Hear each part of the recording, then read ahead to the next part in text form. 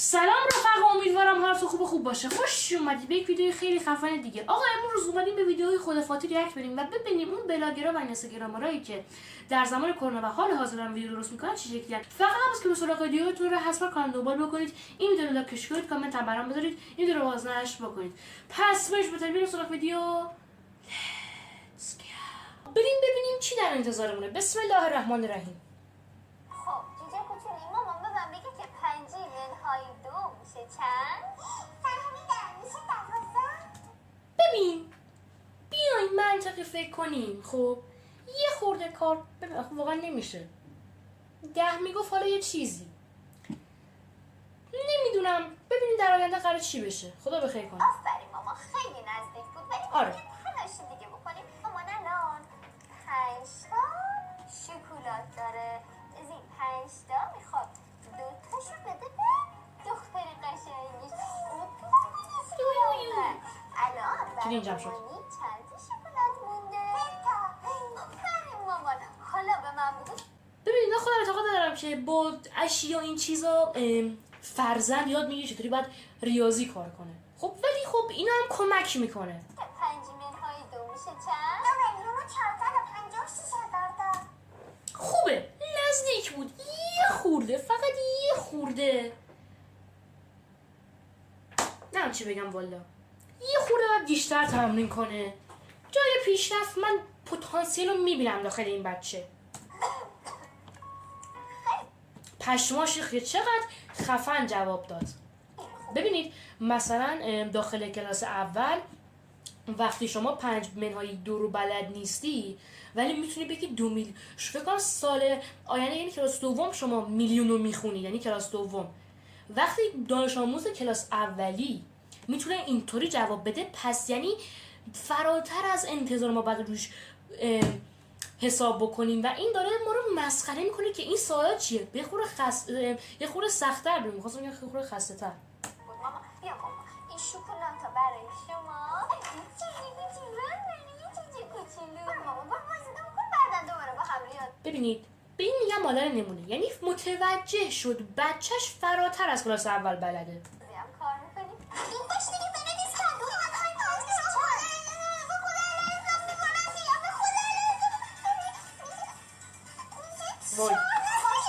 وای خیلی بده.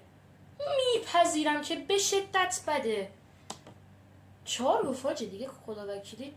همون ناخنگی من گفته باشم برای بچه که درس نخوره آتاری میمیسونم. الان میرم زنگ زنم به مامان میگم دیگه برای آتاری نسونم. حاجی من تا اونجایی که از آتاری یه چیزی یادمه، خب تنها چیزی که ایده از آتاری دارم یادمه آقا، حالا مثلا میگم یادمه انگاریش میگم 60 سالمه. اما من تا اونجایی که در موردش یه چیزایی میدونم اینه که آتاری این شکلیه که یه بازی توی تلویزیون قدیمی حالت هواپیما شکلیه، چیزایی تو مانعت باید بزنی با تیر. فقط همین چیزو میدونم. فکر کنم تنها بازیش همینه. و ما در پی حملات پیاپی زامبی ها به سطح شهر، کلیه مدارس و مراکز عمومی تا اطلاع ثانوی تعطیل خواهد بود. خوب آقا، ما راضیم.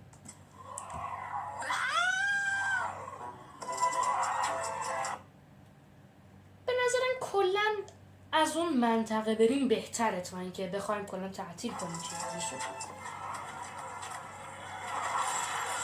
و اما معلم ریاضی در راه مدرسه چیز حقی گفت، واقعا چیز حقی گفت و من میپذیرم این موضوع رو.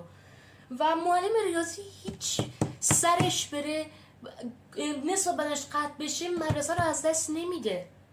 معلم ریاضی فراتر از اون چیزی که حتی فکرشو بکنید. آیرون من جلوش زانو میزنه، اسپایدرمن پاشو میبوسه. اصلا شما معلم ریاضی خیلی خفنه.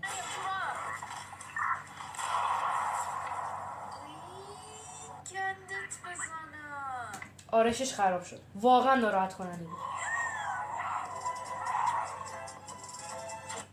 اینو تاکید میکنم، هیچ وقت معلم ریاضی باخت نمیده. اینو اشتباه چیز کردن، تفسیر شد، یعنی اینکه بررسیش کردن. نه مثل اینکه رسید، کامبک زد. زود قضاوت نکنه.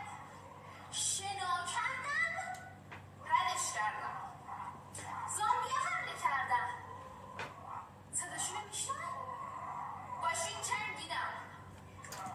همینطور اگه میتونی اون کلیکرهایی که داخل لسافاس هستن اون صداش رو بنداز سر ویدیو، بسیار جذابن.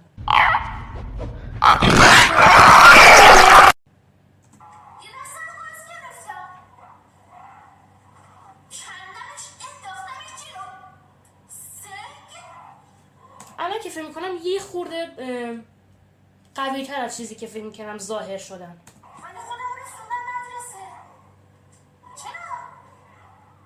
چون کارمه، ما پول نیاز داریم، به ما پول بدهید. روز اول مدرسه.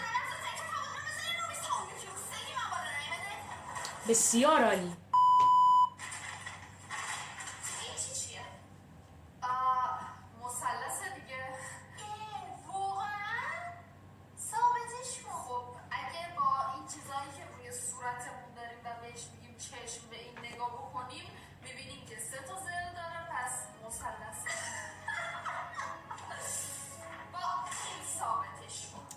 خب ببینید، شما برای اینکه بتونید معلم ریاضیتون رو ضابط کنید چی؟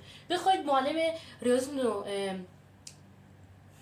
راضی بکنید، ببینید بعد بگید که هر ضلع 60 درجه داره، این گوشه 60، اون گوشه 60، این گوشه هم 60.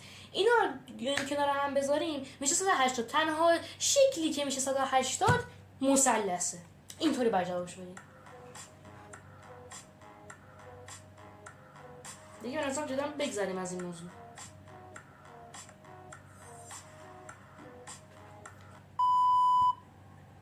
خب احمد قلی زاده باشه ببینم.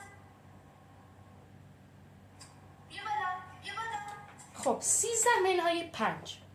خب 7 علاوه 7 میشه 4. نه اینو رو جواب نمیده. خب بریم. اینو حلش کن. خب 12 11 10 9 8 میشه 8.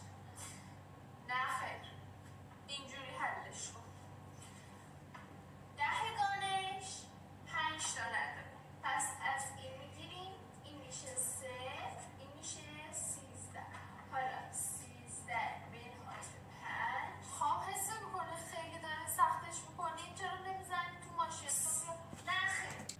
آقا این روش ها شما باید با انگشت به شما ساده ترین راهش. خب ولی مثلا وقتی میرسه به صدگان شما میتونی از این روش استفاده کنید و به شدت عالیه. بهش میگم گفتم روش تکنیکی و من واقعا از روش فرآیندی بدم میومد که اینطوری بعد زیر هم میرسه. آقا تکنیکی حلش کن تمام شه. همیشه سر فرآیندی مشکل داشتم.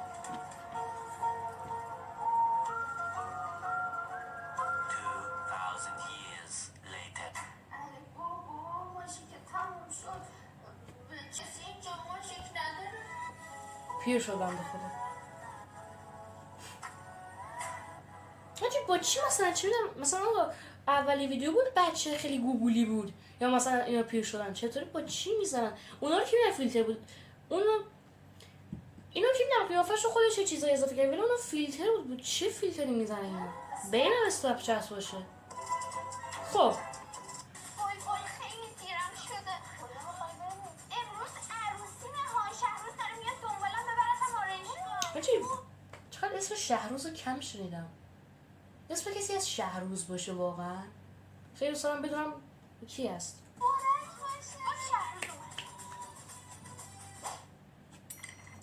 ولی هیچ وقت از مود نمیفته اون موهای ایفلی. واقعا خفن بودن.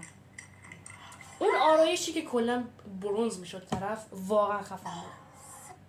ببخشید اینقدر دارم استوب میکنم. سکته کردم. زهر مارمنم ترسیدم. چرا اینجوری؟ آقا اینو چرا حداقل نازک میکردی دیگه نمیزدیش. الان همه میرن شدم 10 متر میکنن شبیه موکتش میکنن ابروش رو. شما با تیغ زدی نمیدونم والا شاید دوباره همین دوباره ترند بشه معلوم نیست. شدی ابروت؟ دیروز شهله جون برای اینکه آرایشم قشنگ‌تر بشه ابروامو تراشید با مداد کشید. انقدر خوشگل شد. وای حالا غم نباشید.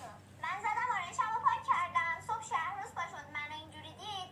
از بس خوشگل و جذابم جیغ زد از حال رفت. حالا اومدم براش آبغم ببرم. خدا رحم کنه به آقا شهروز. حق داشته بنده خدا. میگم که تو میتونی با مداد برام ابرو بکشی؟ من میدونی هنوز دستم رو نیافتاده، نمیتونم. برو پشت کن. نه خیر، بلد نیستم. اصلا چرا گذاشتی این کارو با ابروات بکنه که خب این من این چریک دارم میبینم، خب قطعا آرایشگاه رفته و یه چیزایی از آرایش میدونه و میدونه که ترند این اوضاع اینه که چیز باشه، پس بهتره که با اون مداد پرپشت کنی. الان مجبور بشی بشینی با مداد بکشی؟ تازه اگه ابروات در نیاد چی؟ میدونی مجبور میشی چند سال دیگه بری مو از اینجای کلت برداری بکاری اینجا، یا هم بری کلی پول بدی. اینو میدونم واقعا خیلی بده، اصلا ابروتون رو نتراشین، حتی کوتاهش هم نکنین، جاشو با تیغ بزنین مثلا یه ذرهش بمونه، چون که شما میری از موهای پشت سرت برداری میزنی روی ابروت و بخیه میخوره و خوابیدن برات سخته، بی‌حس میشه اون اینجای سرت و نکنید آقا. فیبروز و هاشو رو نمیدونم میکرو از این کارا بکنی که تازه اگه طرف کارش خوب انجام نده مجبور میشی بری ریموو بکنی، که اگه ریمووی هم کارش خوب انجام نده اینجا گودار میشه، بعد بری پول کرم ترمیم کننده و این چیزا بدی که اینجا درست بشه. چی میکنی؟ توضیحات خوب حاجی، من این تابلو رو ما داشتیم، این تابلو ما تو خونمون داریم. وایسا، نه ولش کن.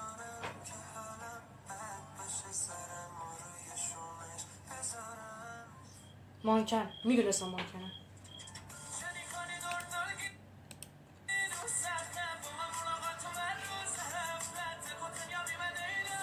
ولی ولنتاین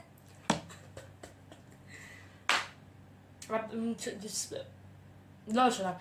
سال 80 این چیزا، دهه 80 موقع ولنتاین میگفتن، طرف میگفت مردم، میخوام قرار بمیرم، 10 روز دیگه میمیرم.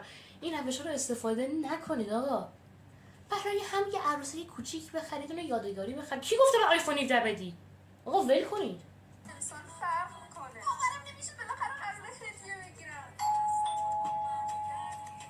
متشکرم. مرسی. آیفون 17 باشه من خدا وکیلی نه. بالاخره وقتش رسید. امیدوارم اگر آیفون 17 نبود یا یه چیز گرون نبود نمی باش کات کنی، واقعا فشار میخورم. خب صدای کوش. دارم زنگ میزنم، یعنی کی میتونه باشه این موقع روز؟ برم در رو باز کنم.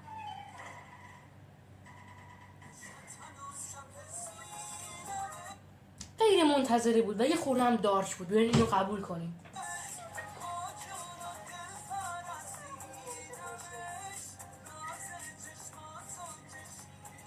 ببین اگر دوست پسر داخل این سناریو اصلا کاری به چیز ندارم، خب به نظر من طبیعیش اینه که انتظار نداشته باشی که کسی واسه چیزی بخره، اما اگر دوست پسر داری توی این سناریو به نظر باش کارت کن. حداقل اگر تو زار شدم دوباره یه چیزی برای هم بخری، یه چیز کوچیک بخری، به نظر من کلا به نظر ولنتاین خیلی چیز خاصی نیست، ولی خب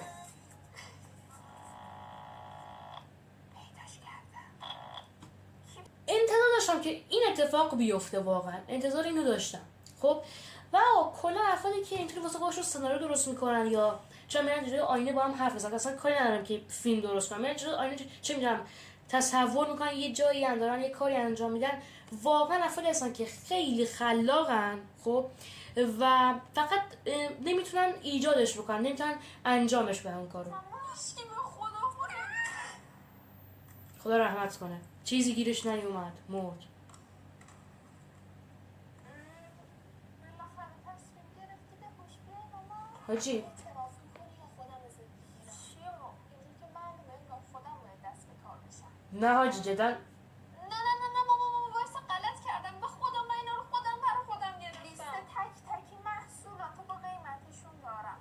غلط کردی که تو این همه پول داشته باشی. میتونم تبلیغات کنم. جشنواره قلقلی خانومی گرفتم، بهترین برنده خارجی و ایرانی آورده بود با قیمت و تخفیف‌های خفن. منم گفتم برای خدا خاک تو سرم هدیه بگیرم. به خدا همین. آره عجب محصولات خوبی هم داره. تبلیغات کرد، تبلیغت کردم، بیا اسپانسرمون شو. اوکیه. رو بگی برای اینکه زودتر به من نگفتی. جشنواره قلقلی خانومی 14 بهمن ساعت 9 شب. تاریخ نظر حاجی واقعا مهراد بعد خفن اسمش بکنم مهراد باشه. واقعا بچه پیشنهاد میکنم مهراد رو گوش بدید. بخوام میدونه آهنگاش واسهتون بخونم. آنابل ترسناک نبود، فقط کمی تنها بود. آنابل میخندید، تو دلش غمها بود.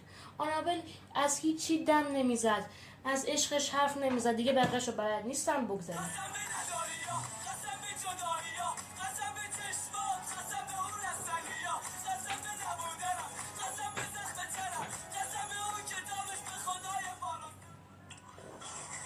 حاجی چقدر این فیلتره خفن بود و واقعا به نظرم تو نوبه خودش بعد خفن بود. نگاه یادش بخیر. چی داری گوش میدی الان؟ سهراب بود. بابا اینا نه مهراد بود سهراب بود. والا نمیدونم. انگار سطل شکستش تو حالا سرگوزن. این آهنگا رو موقعی گوش میدن که طرف قصد خودکشی داره کلا. بابا